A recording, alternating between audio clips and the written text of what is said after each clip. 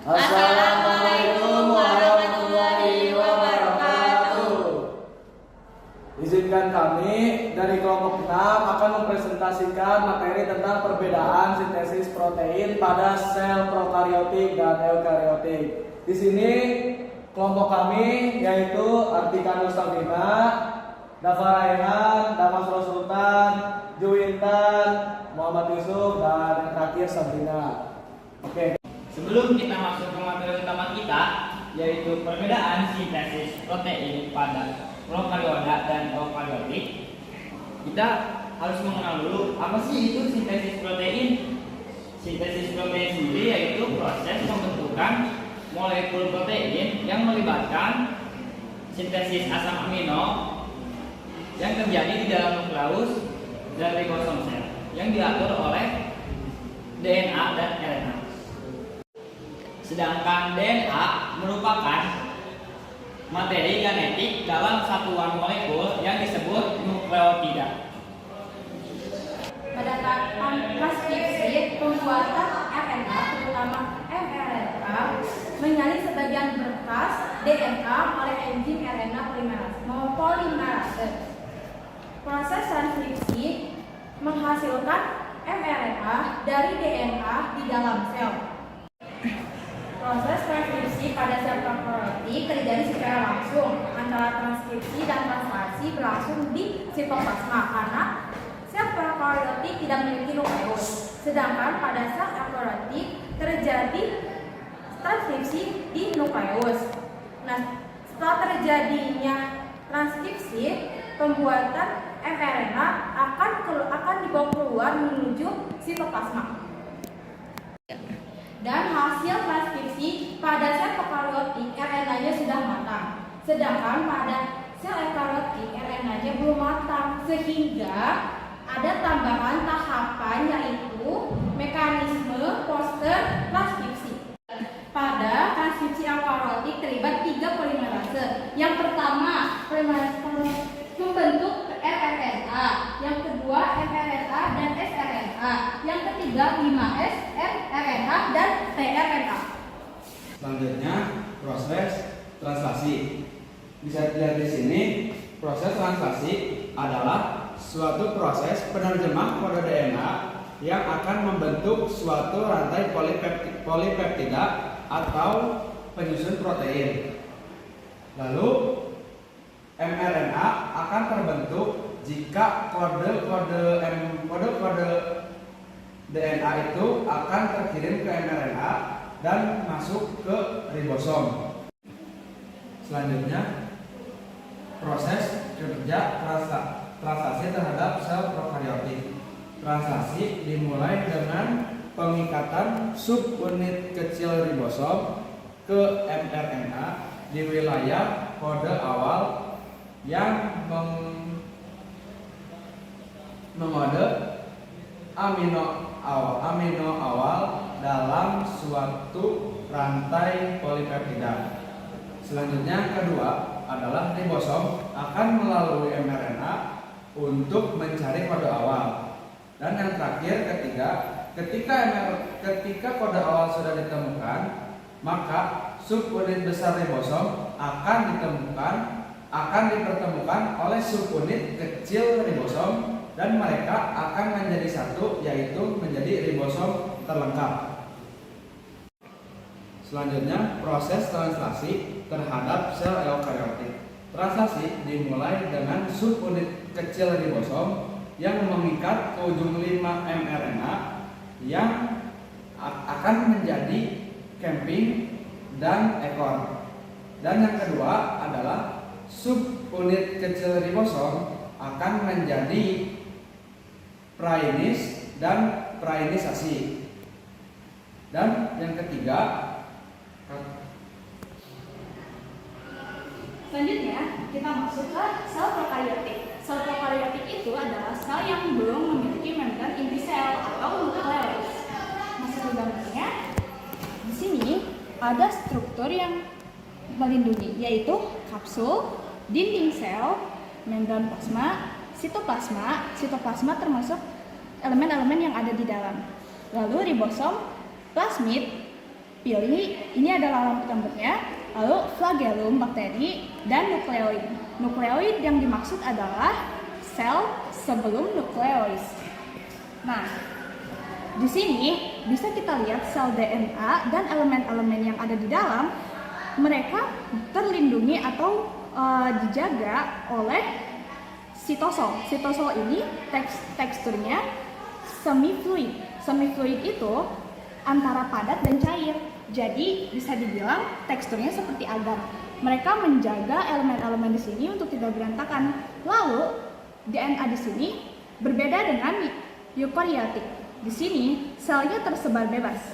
Lalu ada sitoplasma. Sitoplasma seperti yang sudah dijelaskan bahwa transkripsi dan translasi hanya terjadi di sitoplasma jika di sini karena sel prokariotik belum memiliki nukleois.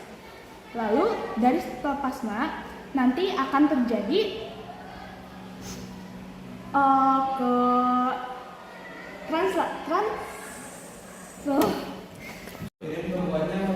sitoplasma ini adalah yang akan diolah melalui transkripsi. Lalu transkripsi akan menuju ribosom dan diterjemahkan oleh translasi. Ditranslasi akan menjadi asam amino. Nah, bisa dilihat di sini karena dia belum memiliki nukleois, DNA-nya tersebar. Jika kita susun DNA-nya, ini hanya akan menjadi sirkular. Nah, di dalam sel prokariotik juga hanya ada intron. Selanjutnya kita masuk ke sel eukariotik. Sel eukariotik yaitu jenis sel yang memiliki nukleus yang berlapis ganda yang terpisah dari sitoplasma oleh membran inti. Selanjutnya, sel eukariotik itu memiliki nukleus.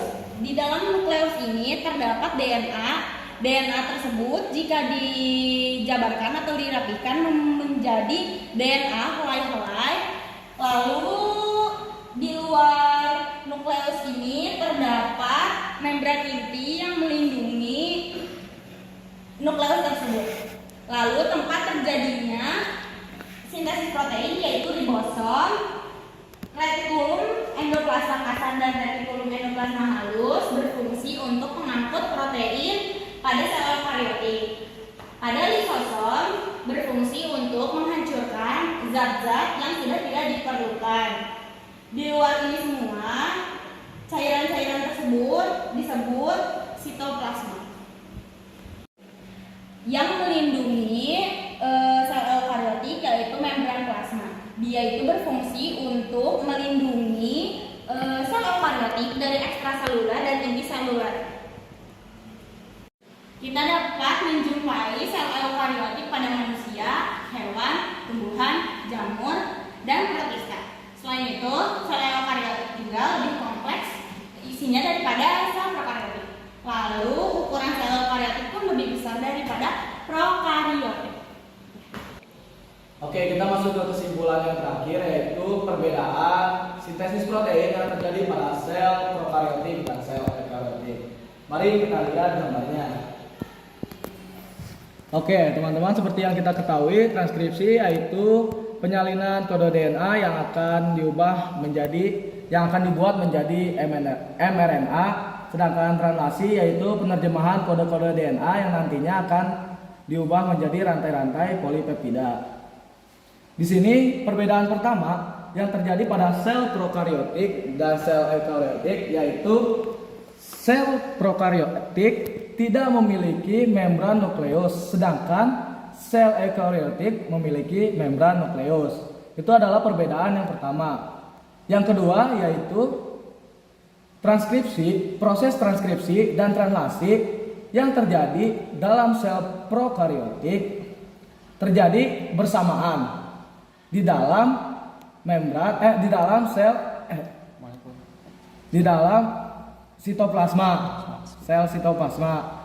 Sedangkan sel eukariotik yaitu terjadi proses transkripsinya terjadi di dalam membran nukleus dan nantinya akan diteruskan ke sitoplasma yang lalu akan dilanjutkan dengan proses translasinya. Yang ketiga yaitu perbedaannya DNA proses transkripsi yang nantinya akan mengubah DNA menjadi mRNA akan diubah langsung menjadi rantai-rantai polipeptida. Sedangkan pada sel eukariotik, transkripsi yang mengubah DNA menjadi mRNA itu ada proses yang terjadi sebelum terjadinya mRNA, yaitu pra-mRNA. Apa sih pra-mRNA itu? Pra-mRNA adalah modifikasi dari RNA yang bertujuan untuk menghilangkan atau menambahkan basa nitrogen yang tidak penting. Jadi, apabila di sini ada basa nitrogen yang tidak penting, maka nanti akan dibuang. Lalu dia akan menjadi RNA yang sempurna. Yang nantinya akan diteruskan ke sitoplasma dan dilanjutkan dengan proses translasi. Oke, selanjutnya kita lanjut pada tabel. Kita sudah menjelaskan 3 tadi. Lanjutannya yaitu pada sel prokariotik, inisiasi sintesis protein dimulai ketika subunit kecil ribosom mengenali sekuens inisiasi pada mRNA. Sedangkan pada sel eukariotik, inisiasi sintesis protein dimulai ketika subunit kecil ribosom mengenali cap pada ujung 5 mRNA. Sedangkan pada sel prokariotik, mRNA biasanya lebih pendek dan tidak mengalami proses splicing. Jadi dia tidak ada proses tambahan seperti pra-mRNA yang terjadi pada sel eukariotik. Lalu yang terakhir, terdapat satu tipe RNA polimerase pada proses sel prokariotik. Jadi dia hanya ada satu. Sedangkan pada sel eukariotik dia akan menjadi 3 tipe RNA. Yang pertama yaitu tRNA, sRNA, dan mRNA.